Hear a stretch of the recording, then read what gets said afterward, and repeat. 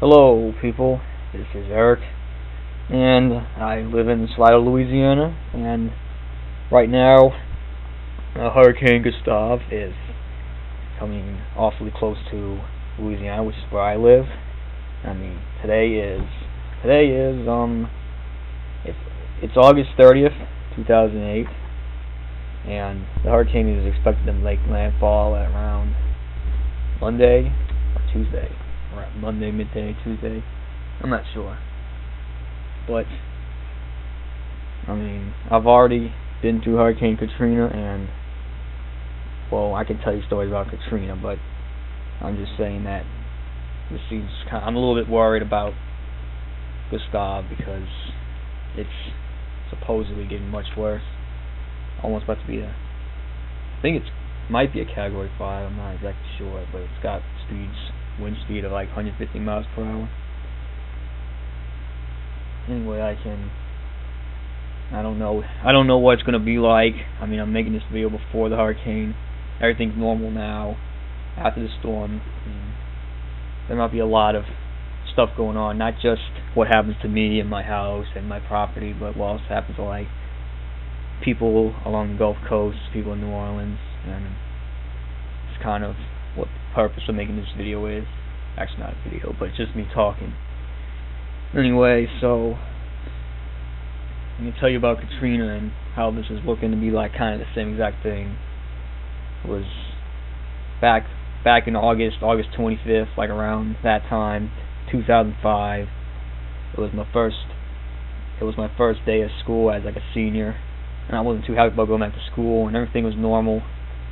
The next weekend, I went to a football game from school and I took pictures. Then a few days later, I went to a retreat, which is like basically you go to like kind of some place, like this Christian place, like just for like a few days. And we hung out, and then my dad came to pick me up, and that's when I heard that Hurricane Katrina was coming towards us, and I only had like a few hours to get my stuff. Anyway, I took some stuff. I took my laptop. I took just some other things that I collected, and we didn't exactly go very far. We went like about 30 minutes away in like Pearl River. We went to like my grandmother's house. She lives in a brick house. It's high above the sea level. We should be safe there for a while. And I went there. I don't even remember what I did. I just brought my stuff in and I fell asleep. I think about like 6 hours later, so it was like the morning, and I woke up and I went outside, and Hurricane Katrina had passed, and it was just this absolutely like this shocking sight of like this debris and all these tree bits and leaves, and there was even a couple of trees, big giant trees too, like that were deep in the ground that just got uprooted. And it just came out of the house, and it was like coming out of like a bunker or something, like, and it had just been like just this giant disaster. It was absolutely shocking. And what I heard was that the eye of Katrina had actually gone over our house, the house that we were in, and I just can't think about how shocking that was. And at the time, we were worried about if our house was okay. It wasn't easy getting to our house because we live really close to the water. We live like on a bayou, not really on a bayou, like a redneck, but we like live in a nice house that's actually elevated. It's like on giant stone like pillars that are like 8 feet up high. We're really close to the water. Anyway, we spent a few days at my grandmother's house, and we didn't have electricity, so we had to run a generator. And this generator, in case you know, a generator makes a loud, like roaring noise, like all the time. The air conditioning stopped working very well. We were getting hot, and we were really worried, but we were doing okay. And then after that, I think we managed to try and get to our house. But the thing is, the subdivision we lived in, there was actually, because we lived so close to the water, that there was actually this giant surge of water there that had almost gotten into our house. And how we found that out was because of the pillars the water, you saw like the water residue was all the way up near the top, but the water hadn't actually gone in our house, which is probably a miracle. But the problem was that surrounding our house there was about a foot or two of this thick, dense, this giant mud like that like came out of like the bottom of a lake. And in case you know, it smelled really bad and it was disgusting. And we had trouble getting close to our house, and we had to wait for like another week or so for some kind of truck to just come in, like this bulldozer, just to push them out of the way. But we couldn't stay there because there was no electricity and there was no plumbing. So we spent a few 1 or 2 weeks.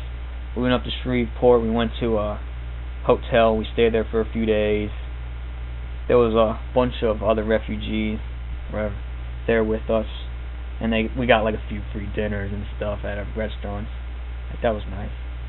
And we ended up staying with our friend, like one of our friends, who was John Raymond, who was one of our friends, and we ended up staying with them in their house, and it was pretty nice. But we even got to go around Slidell, and a lot of stuff around Slidell was messed up, but for the most part everything was okay. And what happened was, that's right, I gotta tell you, we got to try out the MREs, like basically like the stuff that people eat in the military. They like get these like brown bags of like these boxes of food that you get to eat, and you get to heat them up. They're pretty cool. We got huge crates of them, but that's not what's important. It's just that, well, once we actually got back into our house, we had to leave the generator running. Eventually we got our plumbing back. We didn't have internet for like 2 months, I don't think. We eventually got our power back, and all the mud on the lawn went away, and then everything was back to normal. But it took me a very long time to see the big picture, and how I realized after that, after everything got back to normal for us. You see that everything wasn't okay. The people in New Orleans are like around in Biloxi and Gulfport and nearby, because I saw a bunch of pictures, and a lot of people lost a lot of stuff. And I think that I'm very fortunate that I got through this alright, and I didn't lose a whole lot. The thing is that the only thing we really lost was a couple of things at the bottom of our house, like usually just like a few, like a car or two got ruined. We had, because it got some water in it. And now we have this hurricane that's coming, and I'm gonna try and do my best to keep everything I have alright, and everything will be safe. And that I hope that everything else around it turns okay, alright. I mean, I didn't have school for like 2 or 3 months, so that's a lot of time off of school. And I know that sounds stupid, but it just seems like that event that big would just change everything for a lot of people. And I hope that Hurricane Gustav, which might end up being a lot like Katrina, and I'm not sure, it might get weaker, it might get worse. It's starting to go towards, like, I think the last time I checked, it's going towards middle Louisiana. It'll hit there. I don't know. I'm just saying that. I hope things turn okay, and please pray for us. Not for me, but pray for all the other people around here, and that everything turns out alright. And I'll try to come back on the internet, and everything will be back to normal again soon. I really hope so. And this is all I got to say, and I'll try and let you know what happens as soon as I can. Alright, thank you.